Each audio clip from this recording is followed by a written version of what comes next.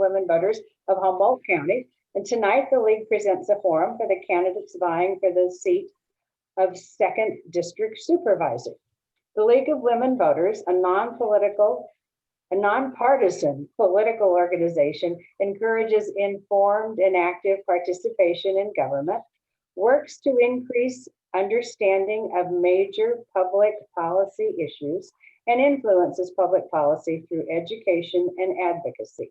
The League of Women Voters does not endorse candidates or political parties. Before we begin, I'd like to explain that the League is presenting candidate forums on Zoom this year because of the pandemic.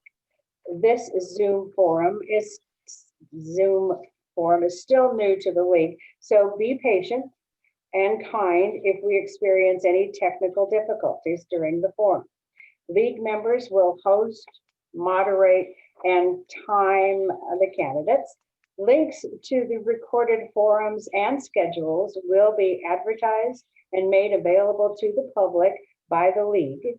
The recorded video is the property of the League of Women Voters of Humboldt County.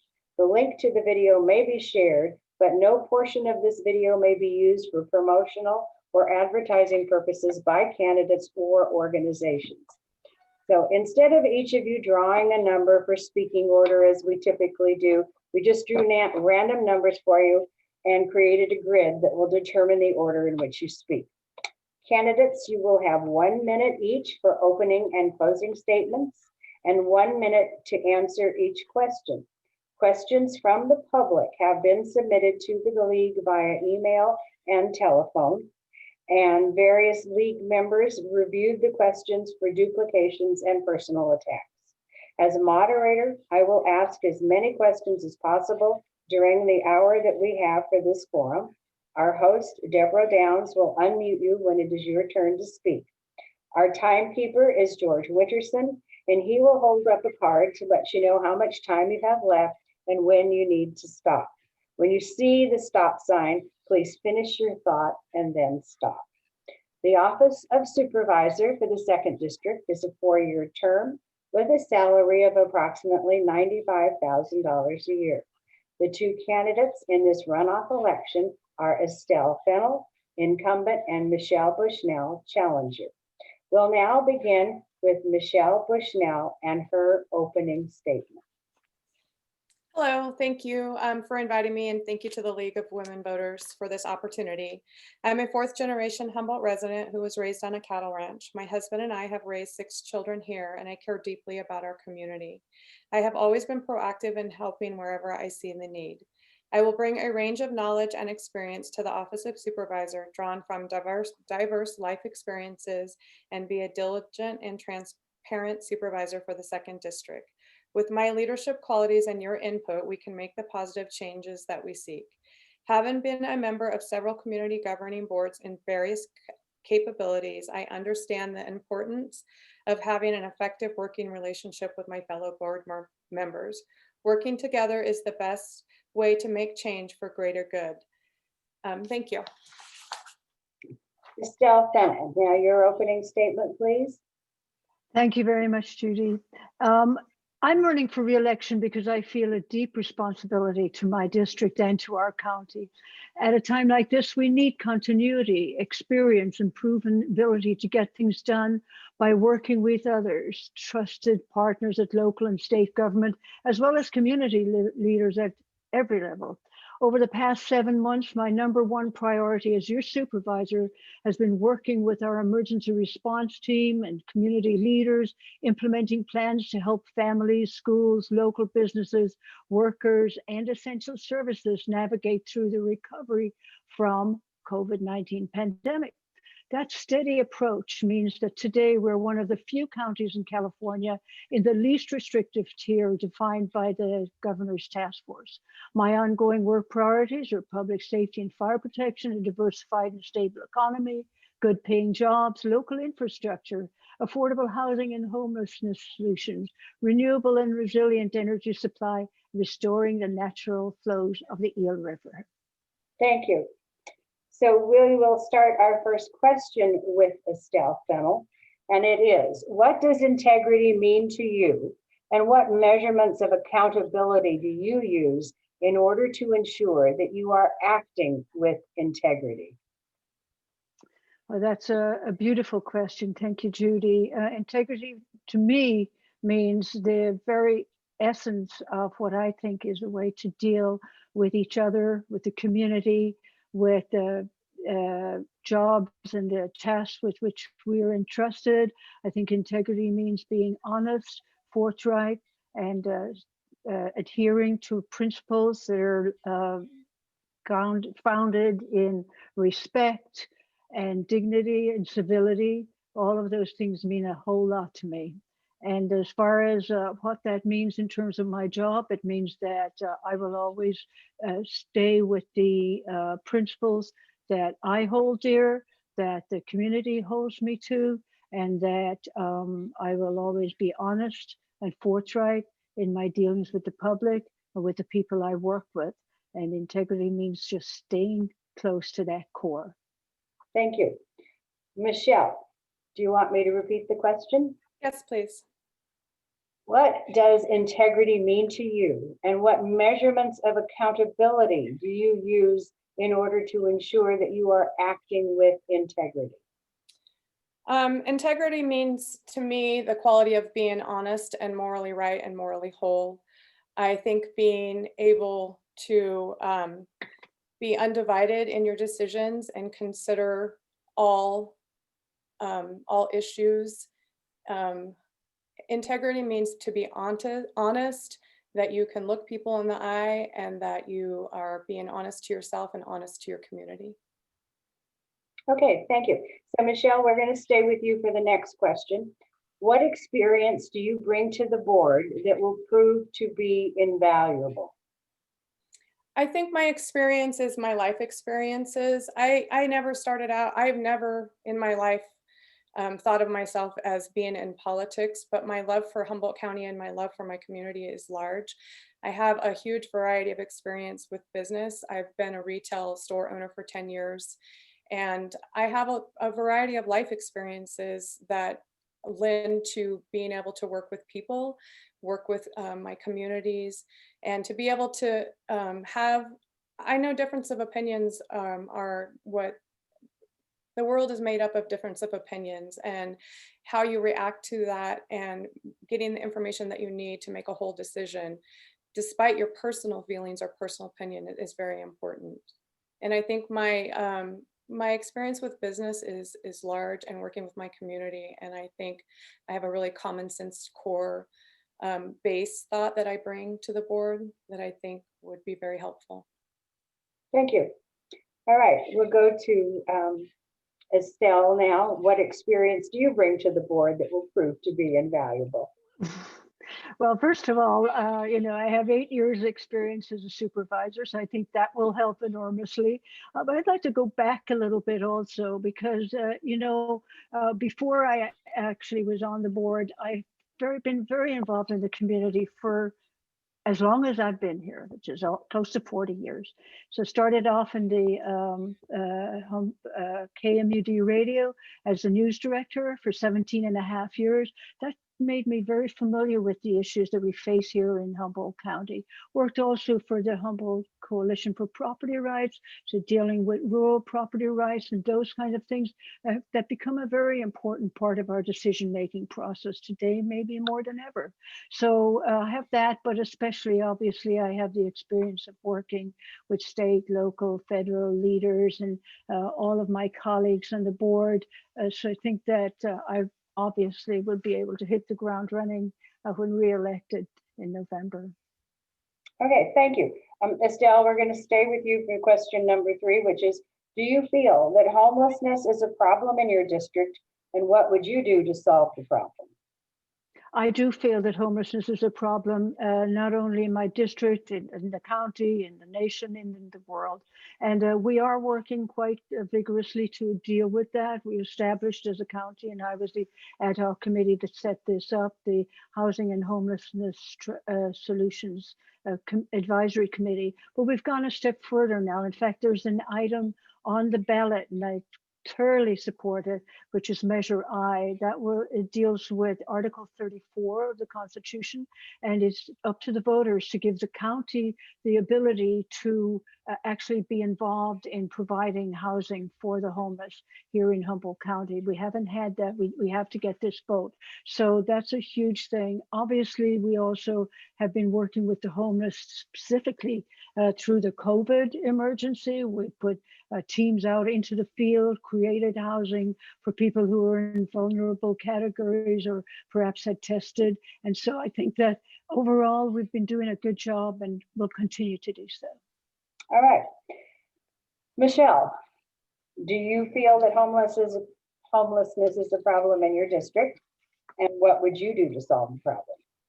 Yes, I think homelessness is a problem in the 2nd District and Humboldt County and the world. California has a very large homeless population. I think housing is one aspect of it. I did thoroughly investigate the Measure I and thank the supervisors for it. I think it's a very good ballot measure. And Estelle is right. It is really important to get that passed so that we can get housing and be able to get monies and grant monies matched for that. And I think the supervisors did an excellent job on that. I think we need to identify why people are homeless. We have, a large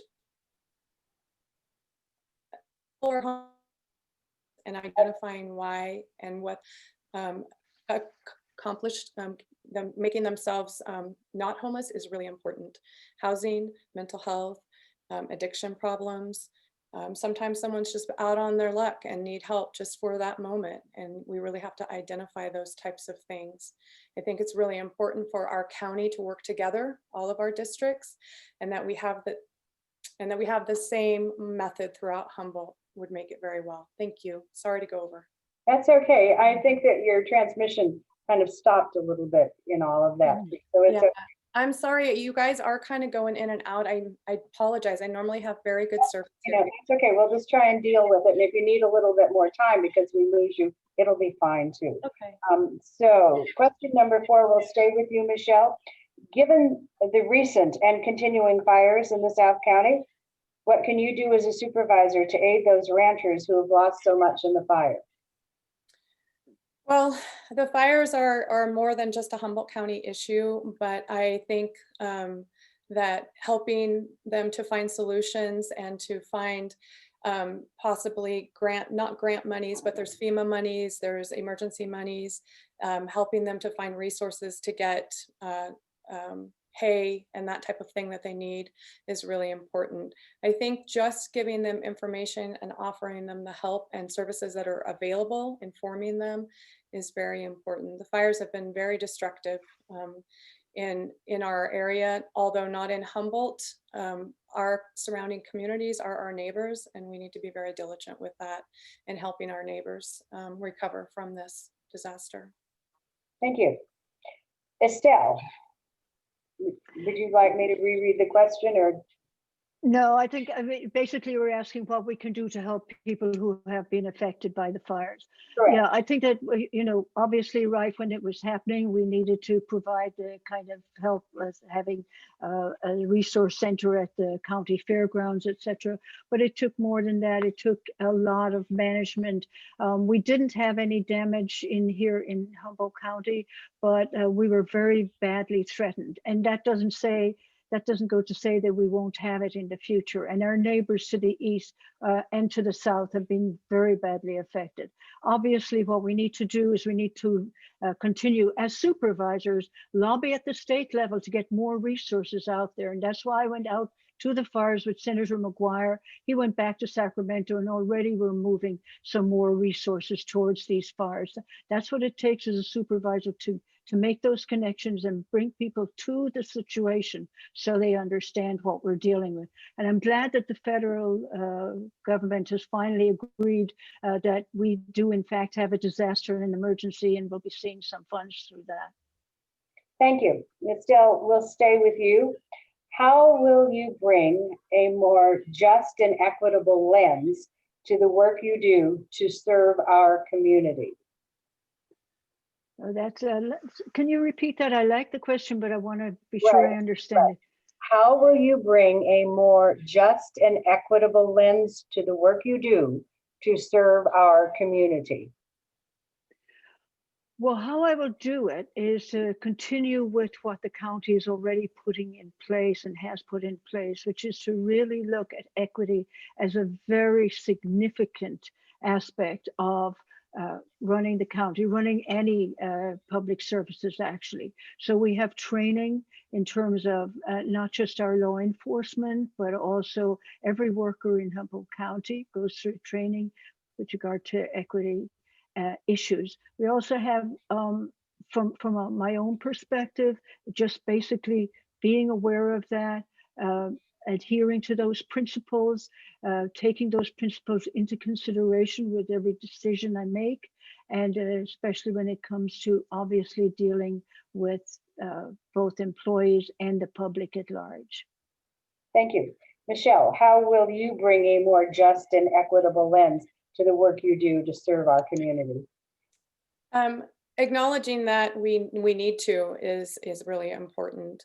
Not being a supervisor, I don't know the training that they do or put in place as of yet, but acknowledging it, talking about it, offering training to people, being aware that you can learn. A person can learn every day. We don't know the struggles of everyone, and equality is so important to everybody.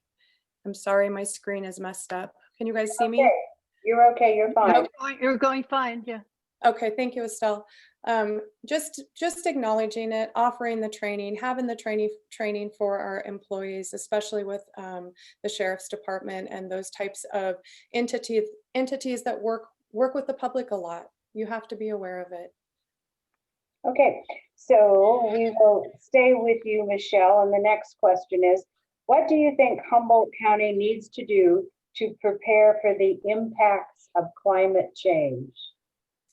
Climate change is obviously, they say these fires came from climate change. So it's an interesting thing to me. I, of course, don't have as much information as that is readily available to our supervisors, but I think acknowledging that it's coming and sea rise level is very important, and working with the larger entities and groups and agencies that can help with climate change. I think trying to find sustainable power for our county sustainable ways for our county are very important, and reaching out to entities that can help Humboldt County. I know there's lots of grants available out there, and Humboldt County can do matching type grants, and working towards acknowledging and working towards solutions, I think, are super important. Thank you.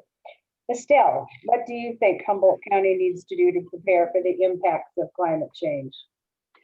We need to continue with our strategic plans, which include the climate action plan. We're also obviously dedicated to clean energy. We're on the board of the Redwood Coast Energy Authority. We're dealing with projects that will bring clean energy right here to Humboldt County, such as solar, wind, etc. And of course, our power purchases also reflect clean energy per our protocol. So that's like hydro electric energy as well.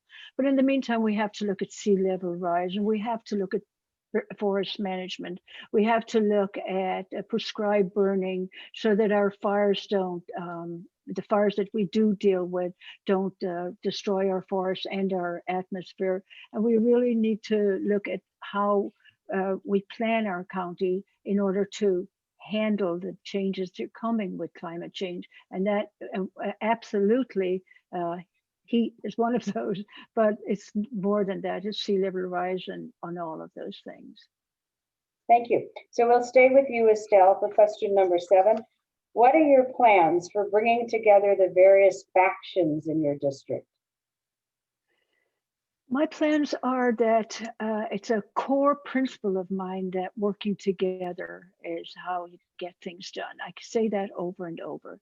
I think that my plans are to continue to try to bring people together, to understand that we're much stronger together than we are apart, that we have to bring every aspect of the community into our decision-making process, that we have to be more robust when we do community outreach. And those are my plans in terms of that. I think also modeling that kind of behavior is important. Modeling the principles of respect and civility and hearing each other, working together to find solutions. That's how you bridge those gaps, and you recognize that we're all in this together. You have something like the pandemic, nobody is excluded from that. When you have wildfires and emergencies, nobody is excluded from that. So basically, we're all in this together, so let's recognize that. And I'm happy to work with you to make a better future for Humboldt County.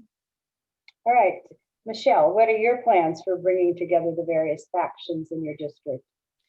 Well, we're a pretty diverse district, but I think communication is huge on any level. Communicating with, it doesn't matter who or what, the communication and expressing your views and respecting those views, people working together in any instance, as Estelle said, especially we can do it in emergency settings, we can do it every day, and it will join our communities and our district in much better aspects. I think recognizing that we may not always like the decisions that come around, we may have some dissatisfaction, but looking forward for the better good, the greater good down the road is really important to express that.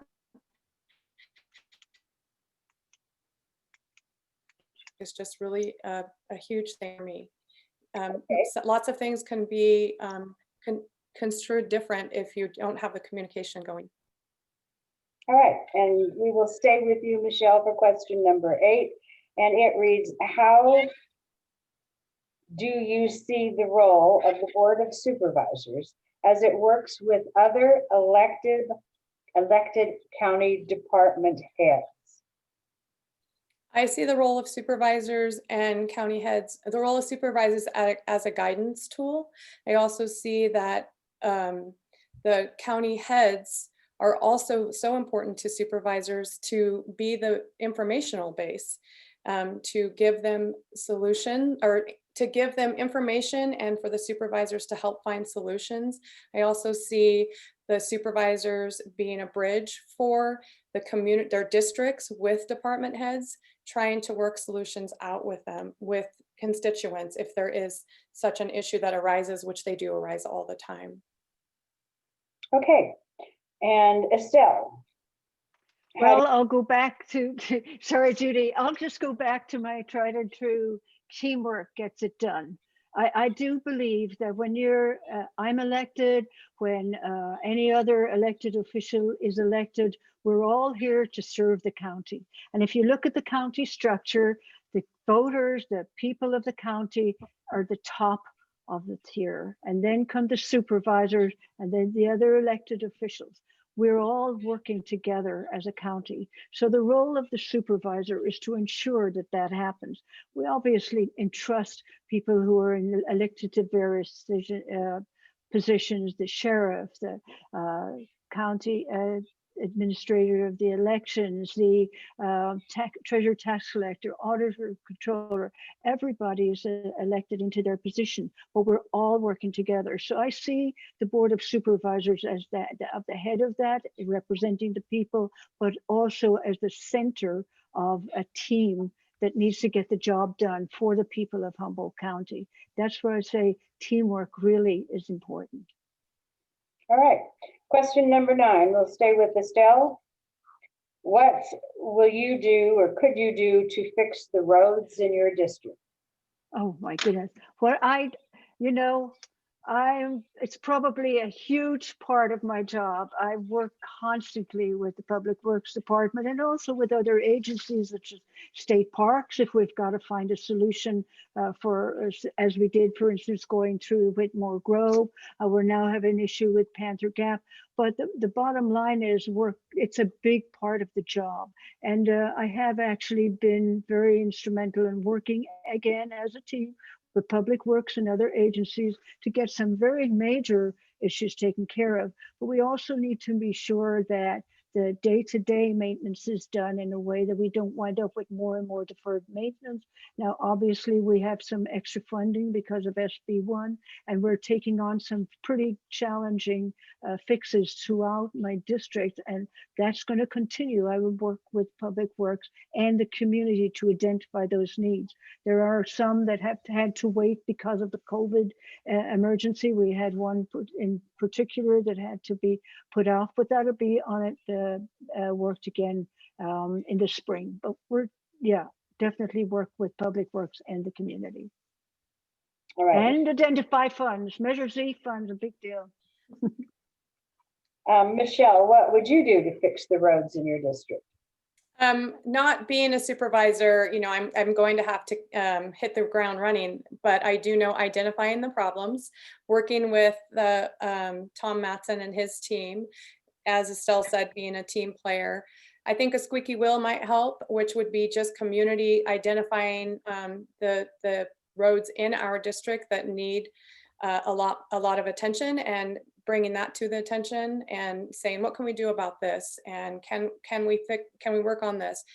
Finding funds, I think, is super important. Measure Z is a great thing that we have for Humboldt County. So if you can use funds from that. I know that when I spoke with Tom Matson, he does a lot of match grants, which I think have been able to help with fixing a lot of the roads, which that is a great, you know, that's great if you can do a match grant. And I think bridging from community to his department is super important, and helping to identify the problems. So a lot of rural county roads in the 2nd district. It's a very wide district of roads. All right, we'll stay with you, Michelle, for our next question. And it reads, how do you plan to reach our Clean Energy Authority goals and accomplish 100% clean energy by 2025? So I have investigated a lot of going towards clean energy. I am not a supervisor, so I am not involved with the day-to-day of trying to find solutions for the clean energy. I know that they're investigating offshore wind and investigating that kind of thing, but I would have to refer to the professionals and say, what are the options and how can we get there? Because I just am not privy to all the information at this time. All right. And Estelle, can you tell us what you're doing to help us reach our clean energy goals of 100% clean energy in 2025? Well, obviously, as I said before, I'm on the Redwood Coast Energy Authority representing the County of Humboldt. We're working diligently towards that goal. Our preference would be the more locally produced, the better. So yes, we are looking at the offshore wind project. We have a few microgrids for solar energy. We also have contracted with an outfit down in Kern County that will be providing us with solar energy. And of course, we're buying our energy with that emphasis, so that we have hydropower as well that comes from up north, Washington State. But the bottom line is that's our goal, is to become 100% clean energy by 2025. That's 10 years earlier than the state. Hopefully we'll be able to, again, as I said, make it local. But if we don't have it all local by then, which is probably a good enough question, we will certainly be acquiring it from outside of this area through power purchase agreements. Okay, I'm learning all sorts of things I didn't know. Okay, now these questions were put on our website, were phoned in. I did not make them up, and so like this one I know nothing about. Hopefully you do. And so we're going to stay with Estelle on this question, and it is, what are your thoughts about what should be built on property owned by the veterans in Garberville? Okay, so we actually that was just before our board this past Tuesday. We had looking at a presentation on our facilities master plan. The Veterans Building in Garberville has been closed since 2016, and that was because of mold that was discovered there by the courts, and then subsequently discovered to be throughout the building, so it was closed down. The idea now is we have to question whether or not we're going to tear it down, rebuild it, or just repair it. And so we're now going forward with extra studies to do an assessment on the current situation there. And also we formed an ad hoc committee of myself and Supervisor Bone. We're going to look at the potential for whether or not we'd actually give it back to the vets for them to repair as they see fit, and whether or not that would pan out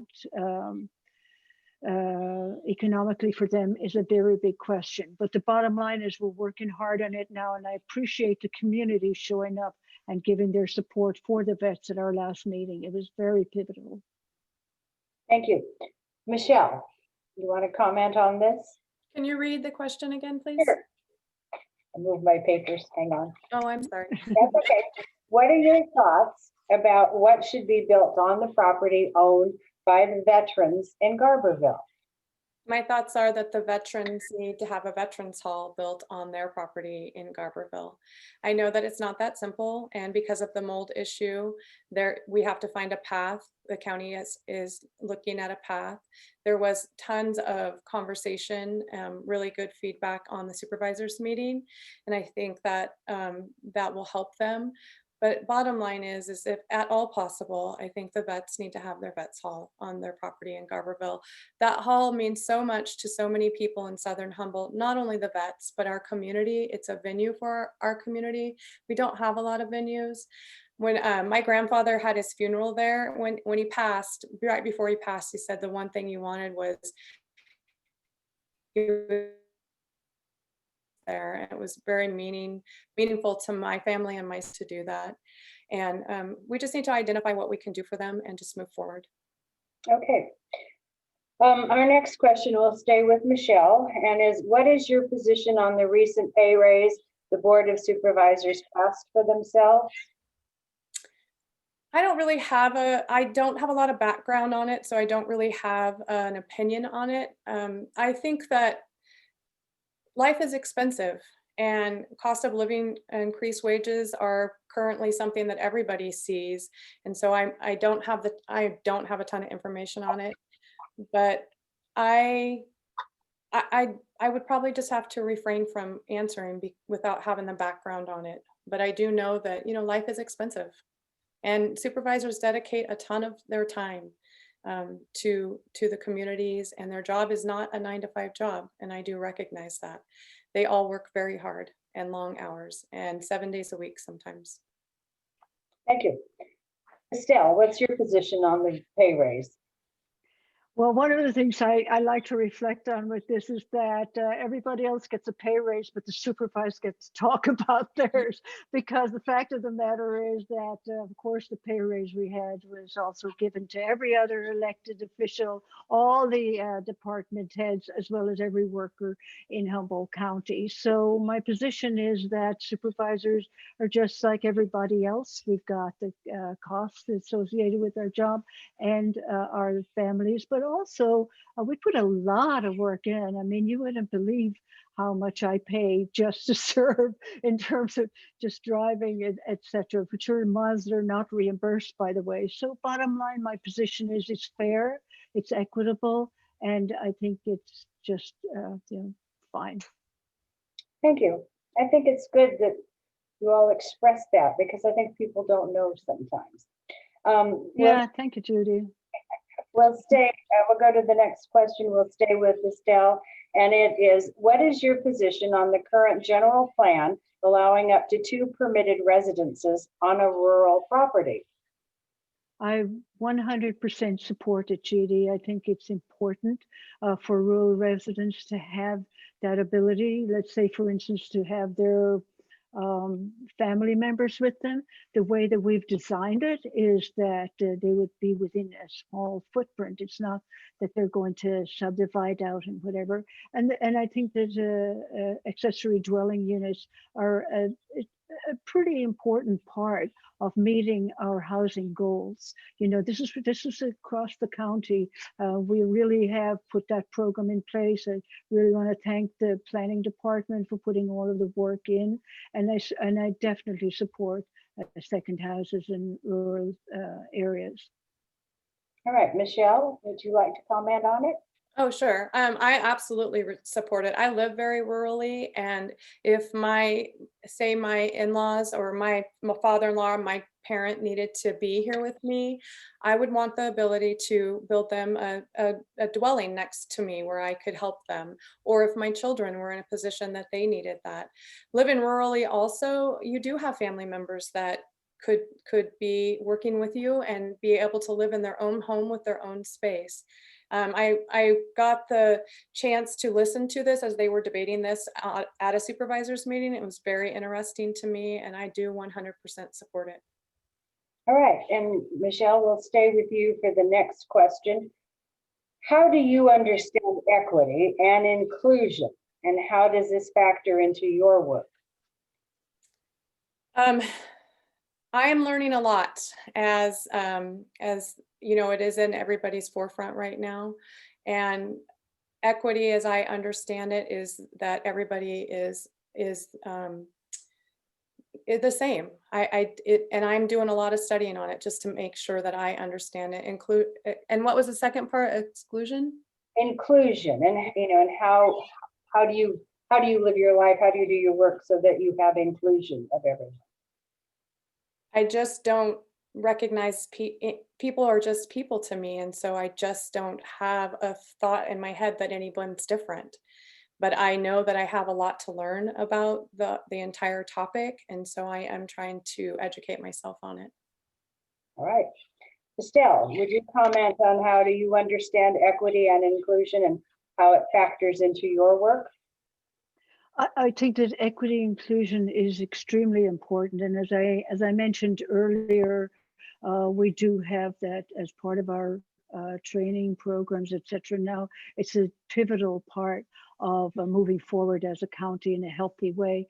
We have to recognize that we are a diverse race. We have diversity of all sorts of issues. And so I think just recognizing that diversity, including diversity, is actually makes us stronger, makes us more powerful to be able to include all points of view, all different cultural backgrounds, all different, ways of thinking. I just think that it's really, really important, and it makes us stronger. So I think it has to be included just by law, reaching equity, but I think it's more than just by law. It's a necessity to move forward in a positive way in this world. Okay. The next question, and we'll stay with Estelle, is how do you as a supervisor make county government work for citizens? I spend a lot of time working with my citizens, the citizens of my community. I mean, it's again, we talked about roads earlier, but really working with the citizens to help them with all of their issues is really, really important. And not forgetting it and just being policy oriented. Policy is very, very important, but constituent services is also important. So bring citizens in to be part of the decision-making process. We've seen that in some issues we've seen recently where people were not included at an earlier stage of the decision-making process. It doesn't work. So serving the citizens, bringing them the services to them, especially in rural areas. You know, we're bringing more services now to Southern Humboldt. We have a planning department down there for the first time in 30 years. I want to thank Director Ford for working with me on that, providing those services. And we're actually looking at that throughout the county, is making our services more accessible. Thank you. Michelle, how would you as a supervisor make county government work for citizens? Including citizens is key. Communication is key. Recognizing that whether you think a project is important to citizens, making them aware of it so that they can express their concerns. Involving the community with groups or stakeholders is important. And I think just communication, policy, knowing policies and procedures is important also, because, you know, people, if they're not aware and you are able to make them aware, it may be able to, you know, help them with their thought process, or give them help give you ideas on ways that you can accomplish that would make the citizens happier. Thank you. Yeah. I didn't mean to cut you off. That's okay. That's okay. I just think working together and communication is super important when it comes to citizens. All right. We'll stay with you, Michelle. I guess you guys have learned the routine now. And for the next question is, not all voters are happy with the current emphasis on the cannabis industry. What are your thoughts? Describe other ways you would promote Humboldt County. Is it a two-parter, or do you just want Well, it's actually a two-parter. They're not supposed to be, but this one is, because it says not everybody's happy about the cannabis industry. What are your thoughts? And describe other ways you would promote Humboldt County. As far as the cannabis industry, I think there's a place for it, definitely. And you know, like Fortuna has stated, they don't want cannabis in their city, and that's respectable. It's a residential. As far as what I would do about it is, you have to, once again, the citizens, they have a say. It's important that you reach out to that. As far as what else Humboldt has to offer, my goodness, Humboldt's amazing. We have the redwoods, we have tourism, we have the Lost Coast, we have Trinidad, we have Ferndale, Old Town Eureka. So I think promoting our Humboldt County as a whole, each district, and recognizing what each area is special for and promoting that, even with our own citizens, I think is so important to Humboldt County. Okay, thank you. Estelle, I'll read the question again. Not all voters are happy with the current emphasis on the cannabis industry. What are your thoughts, and describe other ways you would promote Humboldt County? Well, I understand that there's some people want to hear everything that we're dealing with in the cannabis industry. It's understandable that there's a bit of emphasis on it at this point, because it is transitional, and it is, you know, our intent to make it a part of the economy, a part of Humboldt, but not the only thing. We have our redwoods, we have tourism, we have the big D development word. You know, we have aquafarm coming our way.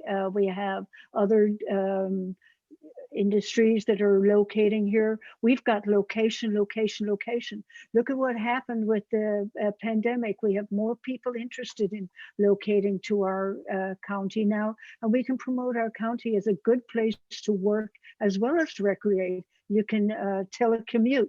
There's lots of things that we can do to promote our county. Tourism, definitely, logging, dairy. We've got a lot going for us. We're really, besides cannabis, and cannabis can be a part of that. And I do understand that people hear a lot about it, but that's because it's a fledgling situation, and we'll get there at one point. Okay, Estelle, we're gonna stay with you. The next one is quite lengthy, so I will read it. Humboldt County has a CalPERS unfunded pension liability of approximately $232 million. If not addressed, continuing pension payments will become an increasingly larger percentage of our budget and could jeopardize vital programs, even Humboldt County's solvency. What can you do as a supervisor to make sure that doesn't happen? Well, that is, you know, I mean, Judy, that is a huge issue for every government as we go further down the path of ensuring that our retirees can be taken care of. I mean, that's at the state as well. Humboldt County has taken the approach to invest in the PARS system. So hopefully that will help us cut down the unfunded liabilities, and we can move forward with that by the unfunded, unfunded. So what we're basically going to do is keep paying into the PARS system, which will cover what we owe, and that's how we're treating it. I mean, it's still going to be a problem, but at least we're set on the right foot by investing in the PARS system. All right, Michelle, would you like me to reread it or? No, I can answer it. Well, I kind of can answer it. I think taking care of our retirees is super important. They've earned that and deserve that, while still trying to keep our money solvent. However, not being in a position as a supervisor, I don't have the information or the answers, but it is something I would educate myself if elected on right away. And thanks you for Estelle for having, a good explanation. I hear about it a lot in the supervisors' talks. I read about it in the papers, so I do know it's a large issue. Me being on the school board, we have issues also. It takes up a large portion of our budget. And it is true. It is every governmental agency. Okay. Michelle, we're going to stay with you. And the next one is, why did you decide to run for supervisor? I decided to run for supervisor because I really like to help my district. I don't have anything bad to say. I thought possibly I could put myself out there, and I like challenges. I like to be busy. I like having that helpful feeling. I think that I could help. I know that I could help. I know that I have a different point of view, and I can bring something new to the table. And I want to see the 2nd District and Humboldt County be successful, and I would like to help in that process. Okay. Estelle, can you tell us why you decided you wanted to be a supervisor? Well, at the very beginning, it was because I had already, as I said, been involved in local issues through the news business, and also then, of course, the Humboldt Coalition for Property Rights. But right now, I'm running for re-election because I do feel a deep responsibility to my district and the county. We need continuity, we need experience and a proven ability to get things done by working with people and having all those connections. And I also decided to run because I'm deep in the middle of so many projects right now. We'll talk about the clean energy. Also, they're returning the water to the Eel River, to the Potter Valley project. Those kind of things are things that take a long time. We're right in the middle of that process. Also involved in the Sustainable Groundwater Management Agency issues that we're dealing with now, again, with the Eel River. Also trying to get the cannabis industry, as you said earlier, as I said earlier, it is in kind of its infancy. Let's get it to the point where we deal with all of the environmental issues and the criminal things that came with the illegal market. So there's a lot of work to be done, and that's why I'm decided to run one more time. Okay, thank you. So Estelle, we'll stay with you for the next question.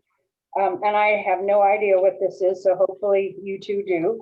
What is your opinion about the proposed repeal of Humboldt County Code 352? What's that now again? Humboldt County Code 352? Right. I'm going to have to look up that code. I couldn't tell you off the top of my head. I have no explanation. That's a little. I can't tell you either, so we're at a draw on this one. Okay. I've never heard it. I'm sure I'll tell you one thing I could do is I could look in my manual, but I can't right now, so we'll let it go. Okay, that's okay. It was one I did not know either, but Can I ask a question though? Estelle, have you ever heard of it? Well, I mean, there's so many codes right now. Yeah, I'm sure, Well, I'm going to look it up, but I'm curious. Yeah. I don't have my cell phone next to me because I could look it up while you guys were talking. But I could guess, but I'm not going to talk about guesses. Okay. So Estelle, we'll stay with you for the next question is, what do you think about excise taxes from cannabis farms going to the districts where they are generated? Okay, though that's an issue that has been brought up by some of the areas, especially where a lot of the cultivation is done, and there certainly is a tremendous amount of legal cannabis going through the process in our district. So I definitely feel that that has to be recognized, and I know that the county is doing so. But with regard to an excise tax, like any other tax, you can't just say it's going here or there or the other. What you can do is, by good leadership, look at ways that you can help the area that those funds come from. And we are actually doing that. We have things like Project Trellis. We also have an equity fund that goes to people who are most affected by the criminalization of cannabis. So those will obviously be in that area, and that money will be go out into that area. So there are ways that we can identify ways to help those communities, but you can't just say divvy up a general tax, an excise tax. Okay. Michelle, what do you think about excise taxes from cannabis farms going to the districts where they're generated? Well, given that the cannabis permits come from the planning department, you wouldn't be able to dedicate those entire funds to those districts. You have to pay the bills that create those cannabis farms, which is from Eureka. It's from out of the general fund. I do, however, think recognizing that the districts in Humboldt County that have the cannabis farms, and being able to possibly do a percentage of the excise tax is something that should be talked about. But no, you couldn't put 100% of the excise tax back right into that community. In order to have your cannabis farms, you have to create your cannabis, planning, and it takes money to do that. And that's why it goes into general fund. So, but I do think a percentage could go back and be dedicated, say, to roads or to schools. I think that would be nice. Okay. So I am confused now because we didn't do question 19. So I'm sorry, ladies, I got to get back on track here. So I think we stay with Michelle. Yeah. And residents complain of a lack of services, particularly mental health services. What can you do to make services more available in South County? Well, I think recognizing what services they need, mental health, and finding pathways to get it to those areas, or possibly, it's kind of not the question, but maybe finding transportation to where those services are available would be helpful. I think just finding a mode to getting them there. It is money also driven for services, mental health, and that type of thing are expensive. So, finding monies and dedicating that and getting it to the South County. But I think you would have to work together with your other supervisors and figure out a solution for that. Okay. And Estelle, would you like to comment about mental health services and what you can do to make services more available in South County? Well, Judy, we are actually working on that even as we speak. I think that there's a real realization that mental health services they're a huge issue. They're a huge issue in our country, basically because so many people who have mental health issues wind up untreated and very often on our streets. So in those terms, people with those kinds of needs are being helped with mental health workers going out into the field to meet with people and hopefully bringing the services to them. But we do have a satellite Department of Health and Human Services office in Garberville. But again, South County needs it, but the whole county needs mental health services. And we do have, we have more addiction treatment services now, addiction treatment through partnership help. But I think that mental health still needs more. We're doing the best that we can as we're going forward. Okay. And Estelle, we'll stay with you for the next question. What can be done to make the recycling industry viable in our county again? Oh, gosh. And that was another one that we had a big presentation about at our last board meeting. We had a presentation from Humboldt Waste Management. And so Authority with Jill Duffy, who does a great job.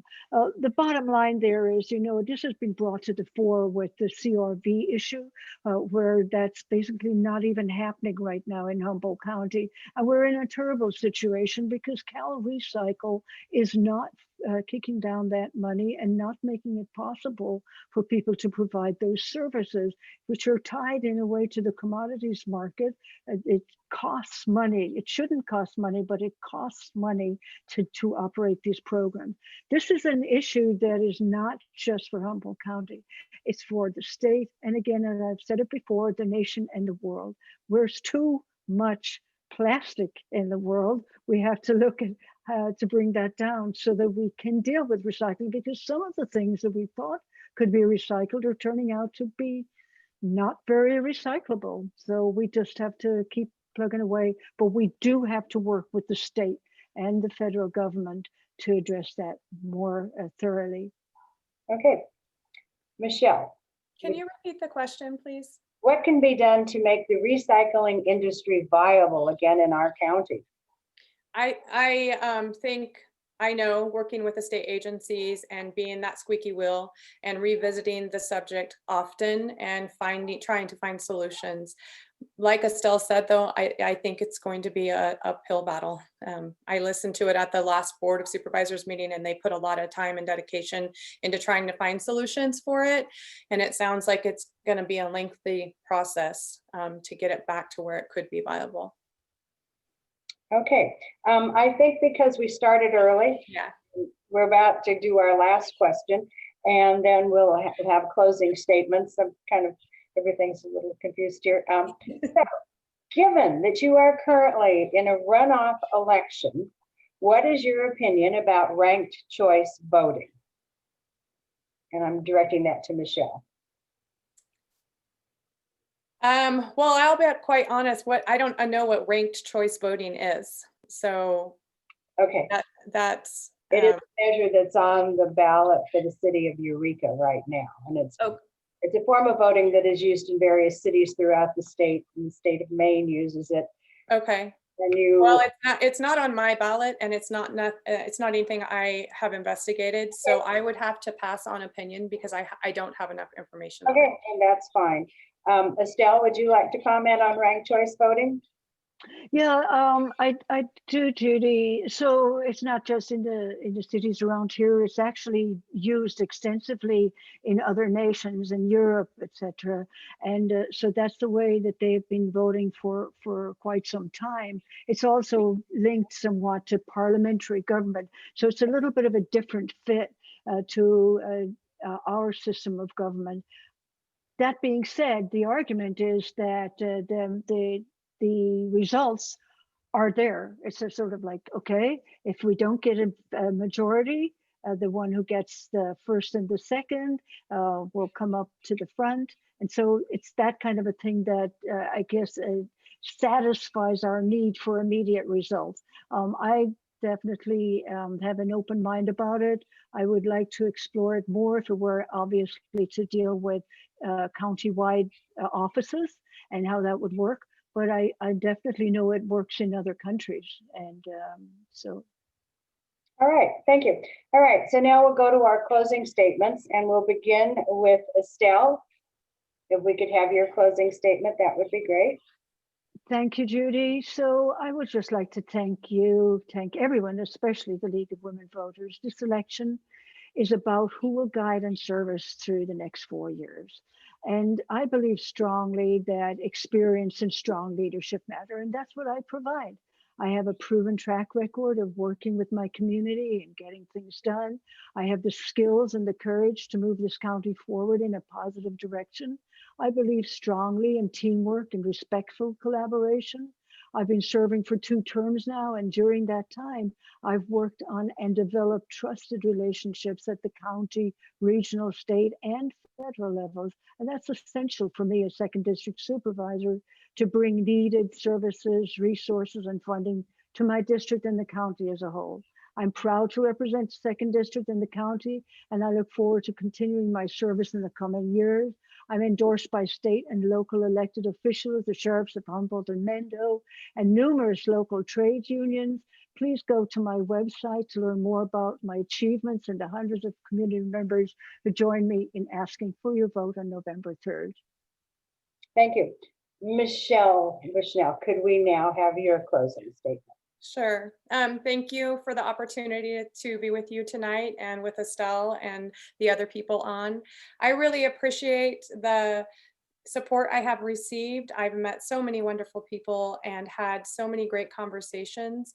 I'm a common sense based person, and I think I could bring a lot of common sense based government to the Board of Supervisors seat. I don't have the long list of things that Estelle has because I haven't been there, and she has been there for 8 years and her list is long accordingly. So I am energetic. I am a good communicator. I want to, and I'm so excited about the idea of getting right involved and catching up on all of the issues and getting the 2nd District intrigued and communicating with people. If you have the time to get to know me or speak with me, I'm a good person to be able to try to work things out with. And I think that I could really help the 2nd District and bring together groups and the government and at the Board of Supervisors. And thank you for the opportunity tonight. Thank you. So on behalf of the League of Women Voters, I want to thank both of you for being here and answering our questions and for running for public office. That's really important that people like you do that. So, and thank you to our viewers eventually of this presentation for their interest in being informed voters. And remember to vote on November 3rd. Be an informed voter, exercise your right to vote, and help make democracy work. Good night, everyone. Thank you. Good night. Good night. Thank you. Thank you.